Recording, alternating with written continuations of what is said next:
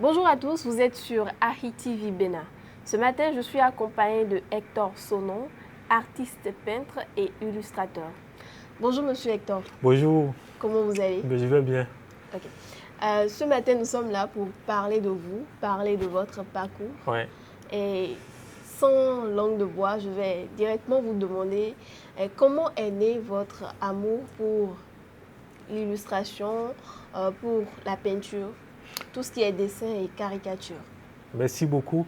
D'abord, je tiens à vous remercier pour l'invitation. C'est un plaisir d'être sur le plateau de Ahi TV.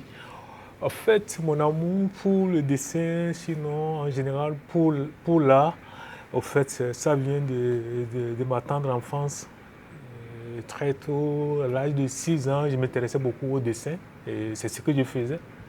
Et au moment où mes frères, eux, leur truc, c'était tout le temps le football. Mais moi, je m'enfermais, j'étais tout le temps enfermé dans la chambre, je passais tout mon temps à dessiner. Et jusqu'à ce que j'ai eu mon CEP, ce qu'on appelait dans le temps CFEB, ce qui est devenu CEP aujourd'hui, Oui. CFEB. Et je suis entré au collège, donc j'ai fait le collège Père au Pied. Et puis très tôt, j'ai commencé par dessiner dans la première presse, dans le premier journal indépendant qui était la Gazette du Golfe. Oui. Donc j'ai quitté les cours les soirs et j'allais dessiner dans la presse. Donc, aller dessiner dans la presse, c'était déjà quand vous étiez encore au collège? Oui, À c'était quel encore au âge collège. environ? À 17 ans. Waouh! J'avais 17 ans, donc en ce moment, je ne savais même pas que le dessin de presse était un métier. Pour moi, je m'amusais à dessiner. Et un jour, j'ai pris tous mes dessins, je suis allé les voir pour les voir, pour dire si ça les intéressait, que je fasse des dessins. Et c'est comme ça que j'ai été engagé. Donc tous les soirs, je quittais les cours et puis j'allais à Vaudier. En ce moment, la Gazette du Golfe était à Vaudier. Donc j'allais à Vaudier et dessiner dans la presse. Et aller dessiner dans la presse à ce moment-là, c'était comment pour vous? Comment vous le ressentez à ce Bon, moment-là? en fait, pour moi, je me retrouvais très jeune au milieu des journalistes expérimentés. Donc, j'avais commencé au début par illustrer les articles. Donc, c'était très politique, mais j'ai créé pas encore moi mes propres dessins. Je lisais les articles et je les illustrais. C'était comme ça que ça a commencé petit à petit. Et après j'ai eu mon bac et j'ai eu une bourse pour aller maintenant me faire former en Belgique, ainsi de suite. Voilà. Et là, vous vous êtes spécialisé. Maintenant, comment vous avez retrouvé ce style-là qui était propre à vous? Bon, au fait, très tôt, j'avais commencé par dessiner. Quand je dessinais, j'étais beaucoup plus intéressé par la vie. Tu vois, tout ce qui se passe autour de moi. Donc, j'ai eu à dessiner beaucoup dans les marchés. J'ai dessiné dans les bars, j'ai dessiné un peu partout. Et mon amour, c'était dessiner la vie autour de moi. Et quand j'ai fini ma formation, parce que j'ai fait une école en Belgique qui s'appelle Saint-Luc, Bruxelles. Donc, École des arts visuels de Saint-Luc. Donc, c'est moi ma spécialité. J'avais fait la bande dessinée. Parce que je lisais beaucoup les bandes dessinées et c'était vraiment ma passion. Et donc, j'avais fait la bande dessinée comme spécialité. Mais derrière, quand j'allais au cours, dans la journée, à Saint-Luc, les soirs, j'allais à l'Académie des Beaux-Arts de Bruxelles, qui est carrément autre chose. Donc j'allais dessiner, j'allais faire les cours du soir dans le domaine de la peinture, les dessins, tout et tout. Mais ma spécialité, c'était vraiment la bande dessinée, ce que j'avais fait à Saint-Luc, Bruxelles. Ok. Bon. Au Bénin, on vous connaît un peu plus aussi pour la caricature. Absolument, comme vous l'avez dit, c'était ça vos débuts. Oui. Maintenant, qu'est-ce que la caricature représente pour vous? Bon, en fait, la caricature, quand j'avais commencé, quelques années après, les gens disent que j'étais engagé. Mais je ne savais même pas que j'étais engagé. Parce que quand j'avais commencé par dessiner surtout la politique, critiquer tout ce qui se passe au Bénin, et je ne savais même pas que les dessins de presse étaient un métier. Je ne savais même pas. Donc pour moi, j'avais choisi très vite le dessin pour dénoncer un certain nombre de choses. Oui. Donc je prenais des risques, bon, comme les journalistes et tout et tout. Et c'est après que je me suis rendu compte qu'au fait, ce que je faisais, c'était comme un métier de journaliste. C'était comme un journaliste qui écrivait un article. Moi, mes articles, c'était mes dessins. Et à travers mes dessins, j'informais les gens et je dénonçais un certain nombre de choses. Ok, donc, informer, dénoncer. Oui. Mais est-ce que ça, c'était pas aussi pour témoigner ou éveiller les consciences? Absolument, absolument. Il y a tout dedans. Parce que dans un dessin, vous avez tout dans un dessin. Et surtout quand il s'agit de dessins de presse, forcément, vous allez frustrer des gens. Oui, Par oui. contre, d'autres vont se retrouver dans vos dessins. Oui. Et les informations que vous faites passer à travers vos dessins, informer les gens et sensibiliser aussi les gens. Et quelle est votre réalisation qui vous a le plus marqué, le plus touché? Bon, surtout ma bande dessinée qui m'a le plus marqué et qui reste pour moi en tant qu'auteur, mais l'album auquel je suis beaucoup attaché, c'est ma toute première bande dessinée. C'était dans les années 89-90. Puisque moi, je suis jumeau. Okay. Je suis un vrai jumeau. J'ai un frère jumeau qui ne fait pas le dessin. Mais ma toute première bande dessinée, c'est les bêtises qu'on faisait, que j'avais réalisées. J'avais utilisé comme sujet à travers nos bandes dessinées. Une histoire de vous et votre frère. Exactement. Donc, quand on était au cours primaire, comme on se ressemblait beaucoup, les gens nous confondaient. Donc, on jouait des tours à des copains, tout. Wow. Donc, du coup, en fait, c'était tous ces éléments-là que j'ai racontés dans ma toute première bande dessinée qui s'appelait Zinsou et Sagbo. Okay. Donc après, bon, j'ai publié d'autres bandes dessinées.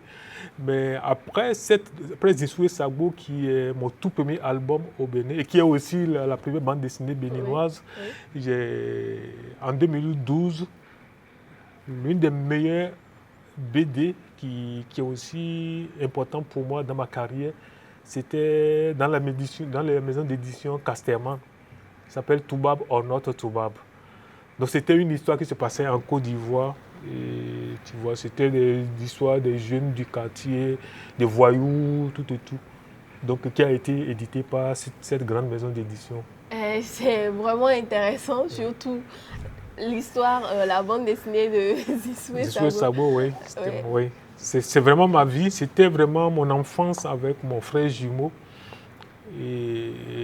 Et après, cette bande dessinée a été rééditée. Okay. Je l'ai rééditée parce que la toute première fois, je l'ai éditée à compte d'auteur, c'est-à-dire c'était avec mes propres moyens que je l'avais édité.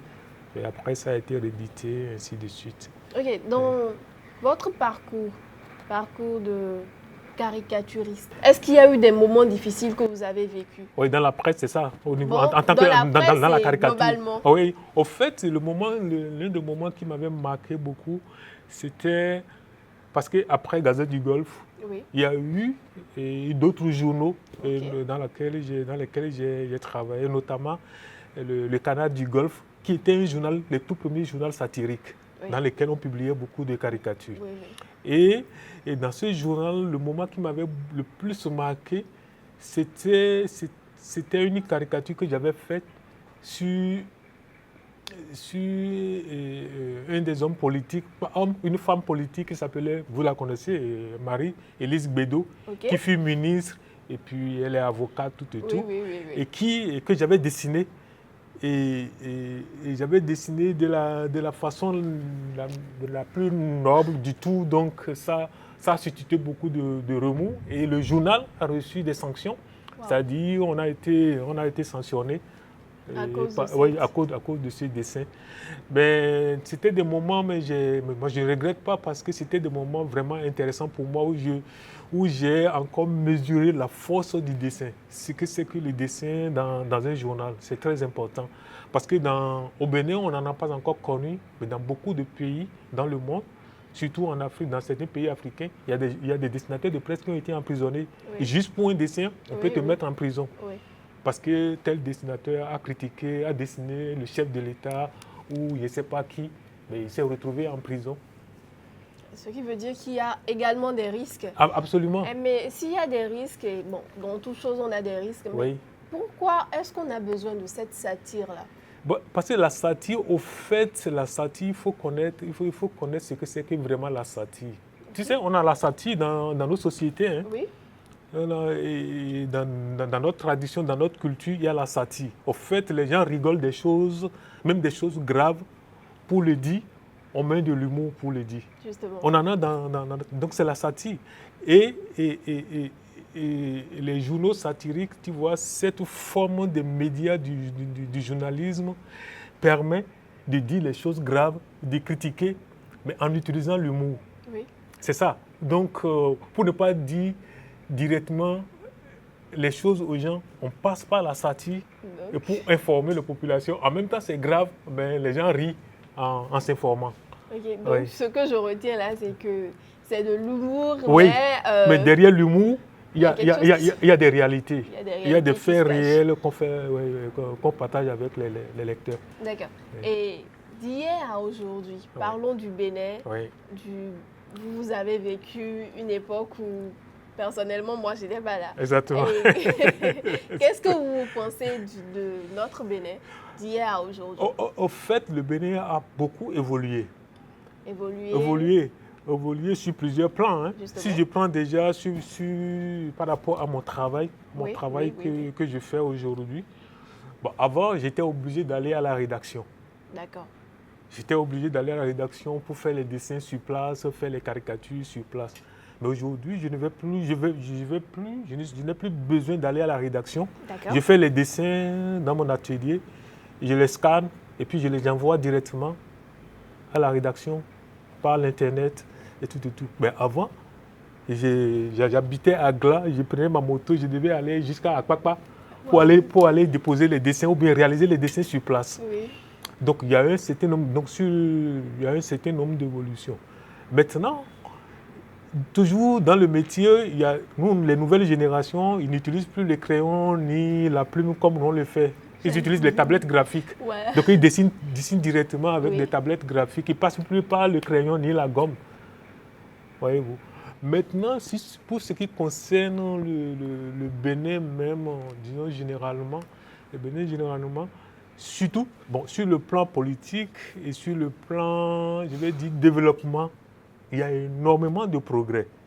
C'est le Bénin que moi j'ai connu quand j'avais 17 ans, ce n'est plus le même Bénin. Oui. Si nous prenons ici, tu vois, le marché Gangui, il y en a un témoin.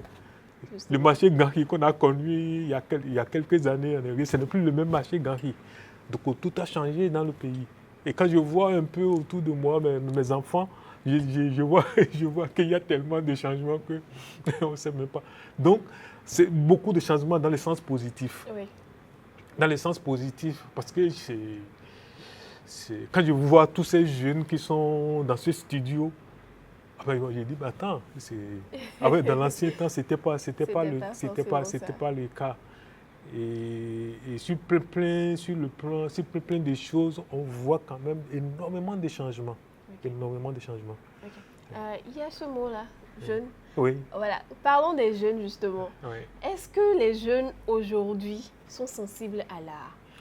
Les jeunes sont sensibles à l'art, mais la seule différence que j'ai remarqué par rapport à nous autres, mais nous au début, nous n'avions pas choisi l'art en pensant qu'on allait devenir riche. Okay. C'était plus la passion. On avait l'amour pour ce métier. On ne savait même pas si on pouvait en vivre. Voyez-vous, on ne se posait même pas cette question. Parce que moi, j'avais dessiné, quand j'étais au lycée, au collège, je dessinais dans tous mes cahiers de cours. Mais j'étais tout le temps puni. Parce que j'avais cette passion en moi, il fallait que je dessine. Et je ne faisais que dessiner. Bon, malheureusement, aujourd'hui, tu sais, les étudiants que je reçois dans mon atelier, au fait, j'ai l'impression qu'ils se voient déjà stars avant de commencer à dessiner. Avant de se sacrifier pour ce métier. Alors que c'est un métier qui demande énormément de sacrifices. Il faut dessiner. Si vous êtes peintre, vous devez peindre tous les jours. Si vous êtes dessinateur, vous devez dessiner tous les jours. Il n'y a même pas d'heure, il n'y a même pas de choses là pour un artiste. Un artiste n'a pas d'heure. Chez certains métiers, vous allez au boulot à 8h, vous rentrez le soir à 18h30. Chez l'artiste, c'est du non-stop. En tout cas, ceux qui ont vraiment la passion, ils ne comptent même pas les heures. Justement, c'est ce que je ressens quand je vous vois. Ils comptent même pas les heures. Moi, mes enfants, parfois, je me lève très tôt, à 5 h du matin, 6h30. Ils se réveillent, ils me voient en train de travailler. Mais ils rentrent. Ils sont les premiers à se coucher avant moi. Quand je suis à l'atelier, parfois, surtout quand je prépare mes expositions, je peux travailler jusqu'à 1h, 2h du matin. Mais c'est comme ça, la vie de l'artiste, quoi. Mais c'est la passion d'abord, parce que vous ne comptez même pas les heures, vous ne faites pas attention. Non, vous êtes dedans à plein, quoi. Et justement, c'est ce qu'on ressent quand on vous voit, parce que vous l'avez fait depuis que vous avez 6 ans. Mais oui, c'est ça, et c'est cette passion-là qui vous a ravivé tout. Absolument, mais ça n'a jamais changé. Ça n'a jamais changé. Et c'est ça que je transmets aux jeunes aujourd'hui, ceux que j'encadre. C'est ça que je leur donne et parce que moi, mon métier de dessiner, de peintre, moi, je dessine partout. Il n'y a pas un endroit, tant que j'ai mon carnet de croquis et j'ai envie de dessiner, je dessine. Et je ne me pose même pas de questions, je dessine, c'est tout. Okay, donc cette passion, telle que vous nous la décrivez là, est-ce qu'elle est essentielle pour le bonheur de la vie? Absolument. En fait, cette passion, vous savez, être artiste, les grands artistes, oui, ceux qui ont cette passion en eux, ils n'ont pas besoin de milliards. Parfois même, ils gagnent beaucoup d'argent, mais ce n'est pas l'argent.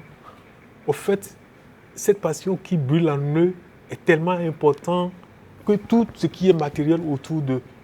Ils semblent l'oublier. Oui, autour d'eux, ce n'est pas ça. C'est vrai, un artiste ne va pas vivre comme un clochard. mais ce n'est pas le premier. Leur objectif premier, c'est toujours ce métier. Ils sont vraiment heureux avec le peu, juste avec le métier, ce qu'ils exercent.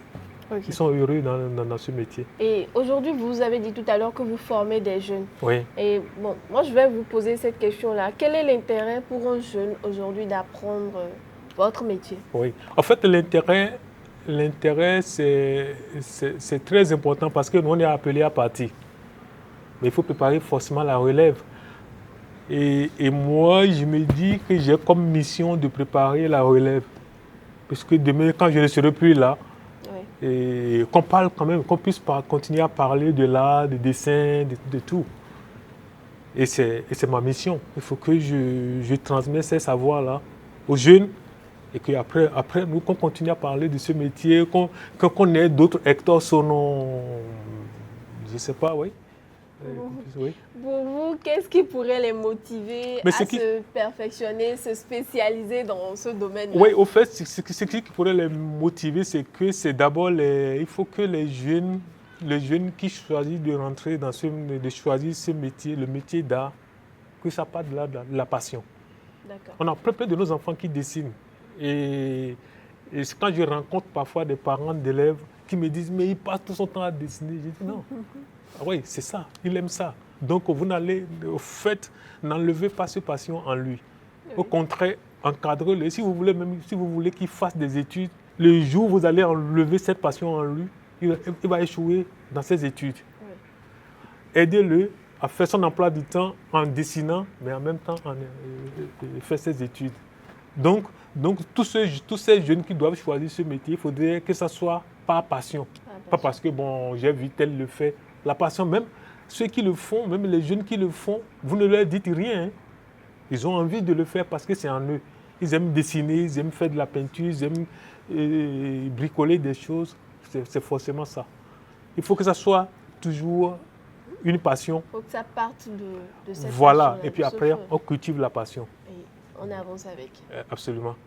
Et voilà, justement, on parle des jeunes et nous sommes également à l'ère du numérique. Oui. Est-ce que pour un jeune, aujourd'hui, l'intelligence artificielle représente une menace? Bon, en fait, c'est les deux. C'est les deux pour moi parce que ce que j'ai remarqué, c'est que c'est toujours la révolution de la technologie. Mais toute technologie, toute révolution, il faut l'exploiter avec intelligence. Il ne faut pas que l'intelligence artificielle remplace l'homme. C'est l'homme qui doit savoir comment utiliser l'intelligence artificielle. Et je vois, malheureusement, que plein de jeunes, bon, ils utilisent l'intelligence artificielle sans trop réfléchir. Mais ça va vite disparaître. Hein. L'intelligence artificielle ne va pas remplacer le monde. On reviendra à nos trucs. Et surtout dans le domaine de la création, si j'ai un conseil à donner aux jeunes, de faire beaucoup attention. De ne pas devenir esclave de l'intelligence artificielle. Il faut que ce soit le contraire. Utiliser l'intelligence artificielle par rapport à vos besoins, mais en gardant toujours la main sur ce que vous êtes en train de faire. Il ne faut pas que l'intelligence artificielle vous remplace. Justement. Donc ce qui veut dire qu'il y a vraiment une menace, de cette nouvelle technologie et qui carrément domine le monde aujourd'hui, quoi. Avec les réseaux sociaux, c'est pareil. Exactement. Et les jeunes aujourd'hui, on est plus préoccupés par tout ce qui est réseau et on veut être tout le temps sur les réseaux, on veut créer des contenus. Oui. Et vous, quand vous avez cet âge-là, ce n'était pas vos préoccupations? Ah non, il n'y en avait même pas. Justement. Non, il n'y avait même pas l'Internet, donc il n'y avait rien de tout ça. Même nous, les premiers trucs qu'on envoyait, moi, mes premiers dessins que je faisais pour l'étranger, je les envoyais, je voyais les dessins par ce qu'on appelait fax. Oui. Il y a le système fax. Oui. Oui, donc les échanges se faisaient avec fax bien après que l'Internet n'arrive. Donc pour moi, il y a des avantages, il y a des inconvénients, il y a les deux avec l'intelligence artificielle, mais c'est maintenant, il revient à l'homme, le créateur que nous sommes, de savoir utiliser l'intelligence artificielle pour ne pas devenir esclave de cette technologie.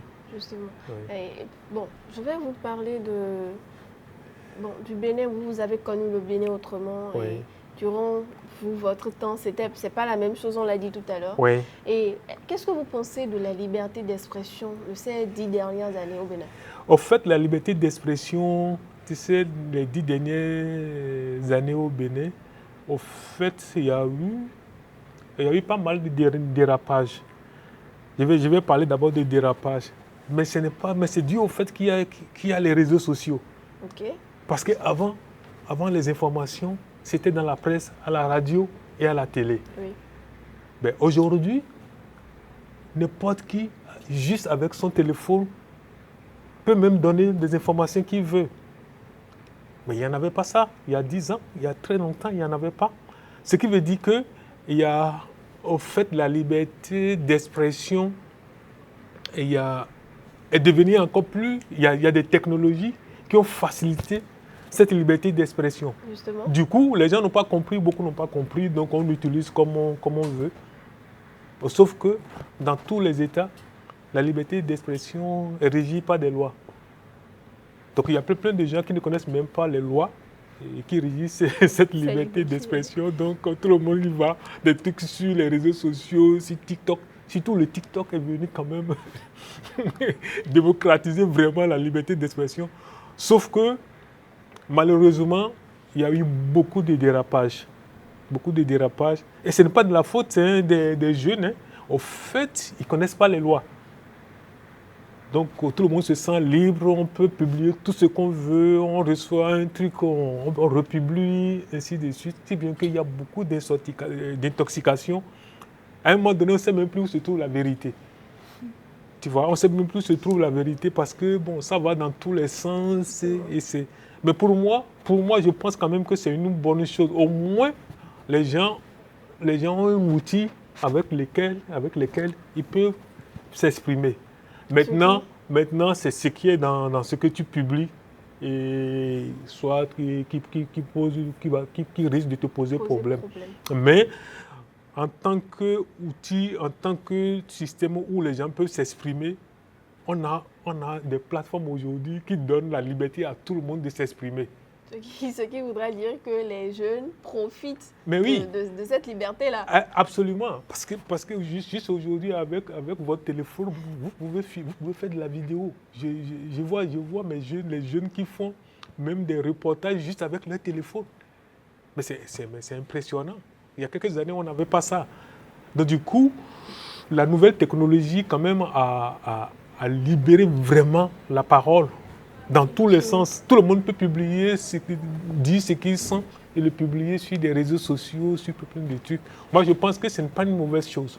D'accord. C'est une bonne chose parce que très peu de gens aujourd'hui, il y a plus beaucoup de monde aujourd'hui, surtout dans les grandes capitales, les gens n'écoutent plus la radio.